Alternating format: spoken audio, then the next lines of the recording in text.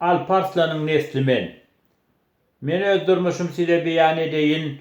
Adım Yakup, Alparslan'ın neslimen. İçki duygularım size ayan edeyin. Adım Yakup, Alparslan'ın neslimen. Marin murvabına ineden oldum. 23'te orta bilimim aldım. Kur'an ovasına kemale geldim. Adım Yakup, Alparslan'ın neslimen. Maksadı canımdan ileri oyyan. Söz versem dama sözümde duryan. Başa gelecek işi önünden duyan. Adım Yakup, Alparslan'ın neslimen.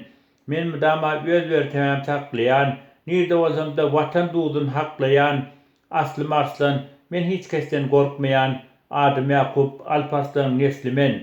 40 yıl maya gedenden men 2 yıl ner gezecek. Hiç kimden çekinmeyen diyecek. Başıma näme gelse dilimden gelecek. Adım Yakup, Alparslan'ın neslimen. Arıklardan kel tayağın kovmumen. Amurat babanın inmert oğlumen. Arslandan alınırın bu doğumumen. Adım Yakup, Alparslan'ın neslimen. Yakup'un budur inson sözü. Vatan yolunda intizar gözü. Hiç kimin önünde etmen men dıydı. Adım Yakup, Alparslan'ın neslimen.